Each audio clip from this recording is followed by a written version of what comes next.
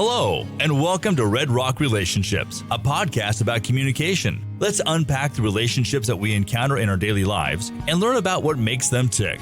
And now your host for Red Rock Relationships, Dr. James B. Stein.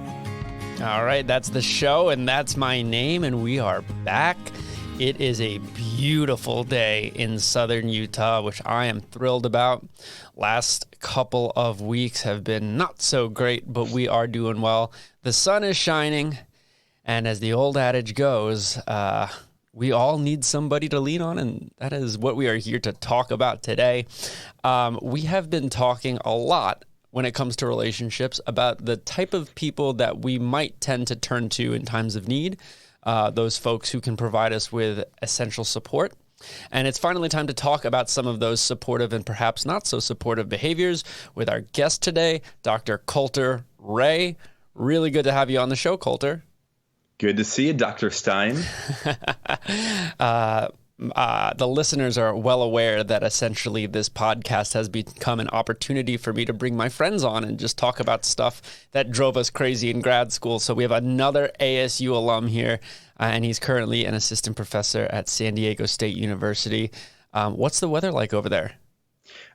Just about as you would expect for San Diego. It's absolutely terrible. No, I'm kidding. It's wonderful as always. 72 degrees. Yeah. And just temperate. It's great. Yeah, that's great. Well, I'm thrilled to have you here, not just because, it's fun to talk to people from grad school, but also because you have deep ties to a number of our guests in the past, including Dr. Van Raalte, Dr. Generous, Dr. Floyd, and several others. I want to start the show the way that we kind of always start the show, learn a little bit about you and your background and how you came to be studying the area that you currently study, and quite frankly, what you've been up to over the last couple of years. Yeah, essentially, I study how people help each other, which in the academic circles is called social support. And that came out of some experiences throughout childhood and young adulthood. Whenever I'd have friends go through difficult times, I always wondered what would be the best thing to do or to say to help out, my friend who's in need. And then later on in life, I started realizing whenever I went through difficult times that people sometimes said things that actually made my situation worse. Or the people who I thought would show up for me maybe never said anything at all. And so I started thinking about these ideas, and I had some mentors in my undergraduate days who went through some pretty serious cancer diagnoses and cancer treatments. And it was really interesting to chat with them about the different ways that their friends and family and the community came together to support them, but also knowing that there were people who were kind of missing the mark and not always doing or saying the best things whenever they were going through those difficult cancer treatments. Yeah. And it's interesting to hear, the study of cancer is a really hot topic, not just in the study of human communication, but really all around the world for obvious reasons. So it's interesting to hear that, this is something that's actually fairly closely tied to you. And I remember from our very first week of graduate school at ASU, and tell me if you're still doing this, but you used to have a timer set to your phone and it would go off every day at a certain time. And the question that would be on the alarm would be, who have you helped today? Are we still doing that? We are. I actually missed a few days because I got a new phone and the timer didn't transfer over. But it is a nice daily ritual, a reminder for that silent alarm. I look down at my phone and I'll see that question, and it's a reminder that really the measure of our life is oftentimes how much we help other people. And we can easily get caught up in our own stressors and forget that it can be really beneficial to us, make us feel better to help other people. And there's nothing wrong with that. That's just good for everybody all around. I agree. And, I have a similar challenge to myself. I try to make at least one person laugh or smile every day. In the time of the quarantine, it's been a little bit more difficult to gauge, sure. But boom, just did it right there. Mission accomplished right. For the day. Yeah. Check it off the box. Okay, so when we talk about helping people, like you said, the academic term for it is social support. So can we unpack that a little bit? Just can we talk about the importance of receiving social support and perhaps what those acts look like in terms of, specific behaviors that people tend to do? Yeah, there's quite a few different behaviors that people do to support each other. Obviously, there's things that we can do that are more instrumental that help resolve problems. So maybe you find you're going to be $100 short on rent, and your uncle lends you $100. Like that would be a form of social Lost support. all my money on GameStop. Yeah, Oh, no. so like, if you're that person who your stonks didn't go up, then maybe you have someone who can help you out with rent, and that would be a form of some tangible support. But there's also plenty of things that we say and do for each other, like building each other's self-esteem up. Being there with emotional support, so messages of love and caring and concern. These are all different things that would technically count as social support. So there's quite a few different options that anyone has when it comes to supporting those who they know who are in need. And we're going to talk about that need, that sort of like, how do you know when someone's in need? But I want to talk about the relational element first, because this is first and foremost, a relationship podcast about communication. So my next question is sort of, when we think about people who engage in social support, what are the types of relationships that we would expect to see these? Because you talked about, you can do things for people, you can emotionally support people. So what sort of relationships are we talking about here? Is it just partnerships, family relationships, friendships, professional relationships? Like, where do we see these sorts of things emerge? Yeah, that's a great question, James. It typically emerges from our closest relationships. So there's a lot of health benefits, both mentally and physical health benefits, to being married or in a long-term committed romantic relationship. And those are oftentimes tied back to the fact that having a spouse or a significant other is someone who typically becomes your main form, or your main source, I should say, of social support. But beyond that, though, people also tend to benefit from getting support from a close circle of friends or some colleagues. But the thing is that you can actually receive social support from just about anybody. Someone, walking down the street could stop and say, "Hey, I really like your outfit." And that would technically be a form of esteem support. And sometimes those moments, whenever you are caught off guard by a compliment or something, actually can be really meaningful and can really change the course of your day. It can change your mood. It can make you feel better. But in general, our social support comes from our closest relationships, our significant others, our family members, our close friends. It's so interesting that you mentioned a stranger complimenting your outfit, because today on the way to campus, I stopped at Harmon's to pick up this lovely latte. And the individual who was working behind there kind of said, "Hey, I love your jacket." And I was like, "Thanks, it's from Target." And he was like, "You should tell people it's from Nordstrom. They'd believe you." So that was a moment for me where I felt like, oh, that was a completely unprovoked compliment. And yeah, I felt, like you said, it was to my esteem. And, if you're interested in learning a little bit more about esteem, check out episode 2 of this most recent season when we talked with Cesaria Selwyn about the self and the identity. So, okay, it can come from anywhere. Great. My follow-up to that is, are there any relationships that perhaps we shouldn't expect support to come from, or that perhaps these sorts of relationships are those in which we wouldn't even want support to come from in the first place? That's a wonderful question. This is actually getting kind of into the research I'm currently doing. We found out early on when we started interviewing cancer patients about times whenever they received unwanted or unhelpful support. Something that caught us off guard is that we also heard from almost every cancer patient about someone who didn't say anything at all. So we started looking into that, and we actually found several hundred people who had decided not to support someone they knew with cancer. So this could be a friend, family member, colleague, kind of any type of relationship. And there were various reasons, like I don't know what to say, or I'm too shy, or that's outside of kind of what we talk about. But this really interesting phenomenon occurred where about 1 in 10 people said, "I didn't give support to this person I knew with cancer because they didn't deserve my support." Wow. And I remember reading the first time that came across, I remember pushing back in my chair and rereading it and thinking, what? And I thought it must be an anomaly, but it actually became a theme that we saw. And the reason why was, once we dug into those responses, is people who had hurt each other in the past didn't necessarily get a free pass now that they had been diagnosed with cancer. So I'm thinking about one of the respondents who said, my mother left me whenever I was a teenager and abandoned me for her boyfriend. And just because she has cancer doesn't mean I have to love her now. Wow. And that's really intense. But what that tells us is if you're the person diagnosed with cancer, or if you know someone diagnosed with cancer, yeah, it's a life-changing event, but it also doesn't necessarily rewrite the history of that relationship. Wow. Yeah. And so, okay, so from the perspective of the support giver, what I'm hearing from you, and correct me if I'm wrong, but this would align with my mentality when I always tell my students, people are inherently self-serving and selfish. Do people treat their support like it's a commodity, like it's something to be earned and given only when they believe someone's deserving of it?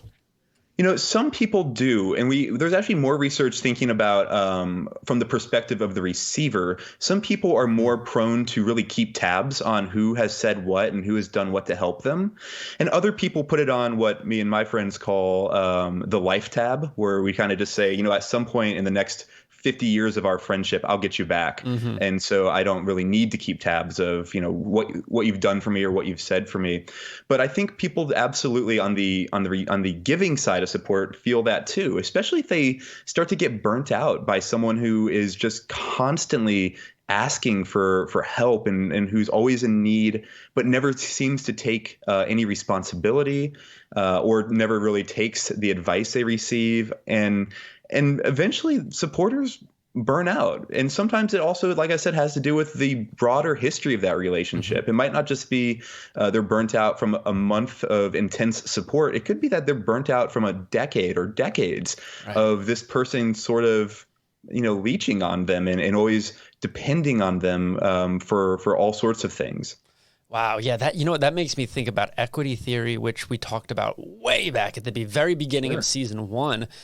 This idea of if you put a lot into a relationship and you turn around, you see that other person's getting a lot, but not also putting a lot in, that can kind of turn you off. And yeah, I could kind of see, it's nobody's fault if they get cancer, right? But if you've got somebody like my father's mother, who was a hypochondriac, constantly asking for assistance and help, and then unfortunately they come down with something like liver cancer, and now they really need the help, you have expended that energy already, and so perhaps it becomes more difficult to give the support when it's needed the most, which is a really upsetting thought. I didn't know we were going to get this dark. Well, I actually do characterize myself as a dark side of communication researcher, in addition to being an interpersonal health scholar. So, maybe you were surprised, but I kind of seems like all my conversations go down this kind of dark side turn. Oh, well, you know me, I love dark side stuff, so I'm happy to do it. Let's talk about the receivers of support, because we talked a little bit about how people, I wouldn't say they hoard their support, but there comes a time where there seem to be limits and there seem to be acts of transaction. When you're receiving support, what does it mean to receive unwanted social support? Yeah, we found this whenever we interviewed cancer patients. There tends to be a bit of a chain reaction. And for one, it can have some negative effects. It can make the person feel like they're incompetent, like they're being treated as if they can't handle their own issues. It can actually become a burden to the person receiving support because they feel obligated to maybe pitch in and help towards whatever the person is doing for them.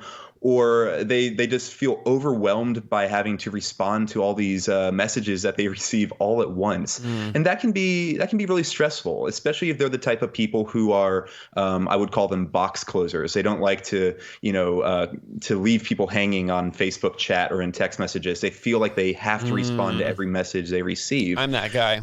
Yeah, I am too. And whenever you go through a difficult situation, it can be overwhelming because I think the timing of support gets kind of thrown off from your entire network. So imagine that someone posts on Facebook or social media that they've been diagnosed with cancer, and they get 150 messages. Let's say they're really well connected. They get 150 messages from friends, old colleagues, family members, distant relatives. And now they feel like they have to respond to all these messages.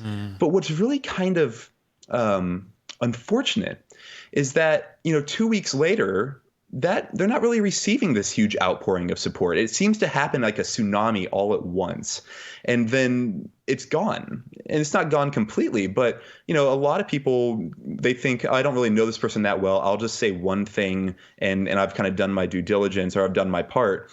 And of course, there's the people who are there for them along the way, but they sometimes just get overwhelmed at first. They get too much. To the point where they feel like they are burdened trying to respond to everybody's offers and kindness. So what I tell people oftentimes is, if they know someone going through a divorce, or they've lost their job, or cancer, or some other illness, I tell them, if you really haven't connected with this person in like a year or two, maybe wait like 2 weeks, because your message might stand out more and might be more meaningful, because it'll come at a time after that initial wave of support has maybe subsided. Interesting. Yeah. I think about the messages of support that I recently received due to the untimely passing of my dog. And yeah, it was a lot. It was a lot all at once, a lot of texts. I got phone calls, I got messages, I got, likes and emojis and all that stuff. And, it's been about 2 weeks, and yeah. There's been a couple of people, like you said, who who check, hey, how's it going? How you holding up? That sort of thing. But it's very interesting the way that, I'm stuck on that term box checking. It's almost like the folks who see somebody suffering from something feel obligated to check that box. And then once it's checked, the person who's receiving the support feels obligated to recheck it. Okay, I acknowledge that you've been supportive. And that can get old fast, I imagine. Yeah. It's great if you hear it from maybe 5 or 10 people, but if you get like 40, 50, 100 of those messages, it can be overwhelming. Tell me about it. Yeah. Wow. So we need to be careful about the supportive messages that we pick, because the last thing that we want to do is deliver a message that we want to be supportive, and in reality, it ends up overwhelming the person and putting them in a worse spot than they meant to be. Wow. I'm drawn to two things. The first thing that I'm drawn to is actually the show My 600-Pound Life. I don't know if you partake. Okay. I've seen it one time. I watched that show frantically. The messages that are delivered there are very similar to that. And we see a lot of enabling, and we see a lot of coddling, and we see a lot of nurturing and caretaking on that show. So that's where I'm drawn. But I'm also drawn to something that we talked about, again, way earlier on this show when we had Dr. Floyd, who taught both of us statistics. That's right. We were in that together. We were in that class together. In the episode that he graced us with his presence, we talked a little bit about toxic masculinity, which, just as a reminder, is not the idea that masculinity itself is toxic, but rather that society can create a situation in which the most toxic qualities of masculinity are glorified, which is something that we want to push away from. We don't want those negative qualities. That said, there is still a very real trend for men, especially young adult men, to engage in health risk behaviors as a sign of masculinity, or to not engage in certain more feminine behaviors like delivering nurturing messages or messages of social support, to the end of appearing more masculine or more tough. So my question is, how can males, specifically young adult males who are feeling threatened in their masculine endeavors, how can they provide support without feeling threatened, for lack of a better term? What are some ways? It's an interesting question. I am thinking through some of the social support research from psychology, more so than communication, is what comes to mind right away. And specifically, this idea of what's called invisible support. So invisible support is a shout out to Niall Bolger, the researcher who coined this term. The idea of invisible support is that we can do things for the other person in a way in which they do not notice, but it can still help them. And so things like, if you see that you have your partner's always stressed about an exam or a meeting or a presentation they have to give, making them a cup of tea and just dropping it off at their desk for them, or taking care of some of the household chores that they typically would take care of, and not like bringing any attention to yourself and that you're doing these things, but just doing them. And what's really been interesting is some of the research on invisible support has shown that it's actually just as effective, or maybe even more effective, than some of the more overt actions that we do or things that we say to support one another. So sometimes just kind of being in the background and doing little things for another person that may or may not even get noticed actually has an effect, a positive effect on the other person and your relationship with them. So if someone's really feeling this kind of pressure of not coming across as your typical masculine man, this might be a way they can still support someone without feeling threatened. But the other thing I want to throw out there is a lot of times it might, I would encourage those who are feeling that way to maybe just start one conversation and just say, hey, if you ever want to talk about something, like, I'm here for you. Because there might be this facade that both you as a supporter and the other person as a person in need are both putting up. And they're just both people are kind of waiting for one or the other to break through that. And so if you feel comfortable doing that and just saying something is making that offer of, hey, I'm here if you ever want to talk about these things, you might find that the other person opens up to you. And, if you're comfortable doing that, I would suggest trying it. And a lot of times it's not even about what you say. It's the idea of that you are someone who is present and willing to listen and let that person vent and get things off their chest. And some of the work I do with this nonprofit founder, Kelsey Crow, who's in charge of, or who leads a nonprofit called Empathy Boot Camp, works on these issues of how do we be there for another person? And, do we have to say the right thing, or is there just enough to be present with the other person and to ask basic questions like, how are you doing today? And seeing how they respond. Interesting. So I believe it was the great scholar Kanye West who said that my presence is a present. And so, no, but really, I do think that that's worth considering. Just the idea of, knowing that somebody is there is sometimes perhaps even more helpful than, like we were talking about earlier, this overflow of messages that ultimately are counterproductive. We have just a couple of minutes left, and in that time, I kind of want to deliver a prelude for our next episode. We're going to be talking a lot about platonic relationships, which is something that we've avoided a lot on this show. And so my question, in these last couple of minutes is, when we think about platonic relationships, can they deliver any specific kinds of support that we might not receive from something like a partner or a family member? And I know I'm putting you on the spot here. This was not on our notes.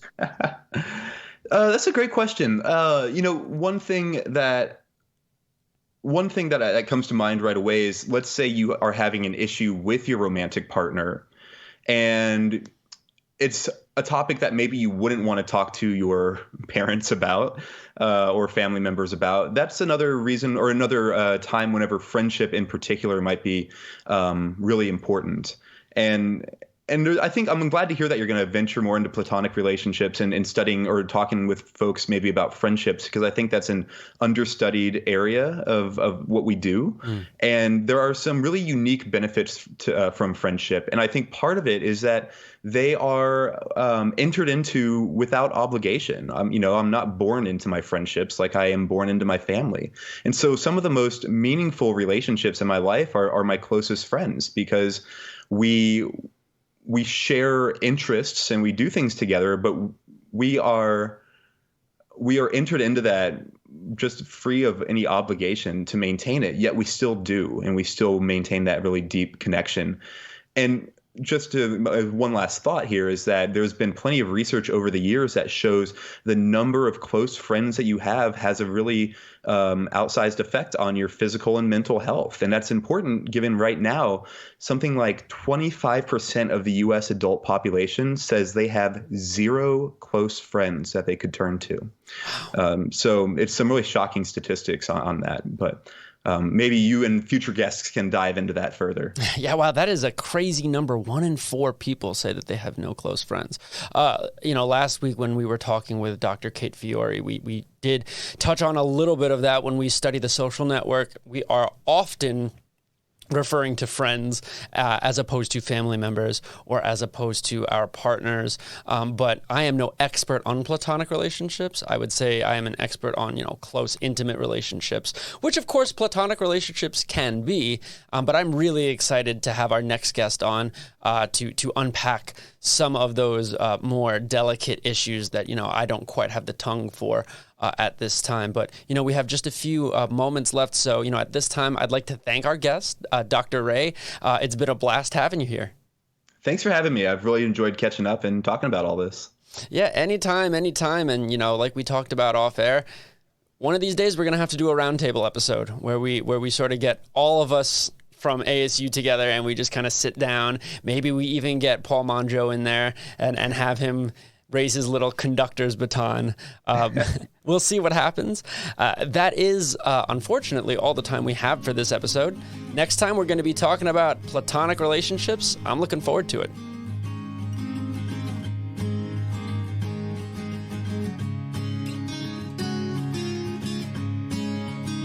You've been listening to Red Rock Relationships, a podcast about communication. Thank you so much for giving us some of your time. If you'd like to be on the show or have questions for us, please send us an email to redrockrelationships@gmail.com. You can also find us on Facebook, Instagram, Twitter, Spotify, or wherever you listen to your podcasts. Just search Red Rock Relationships. Thank you again. And remember, it all begins with good communication.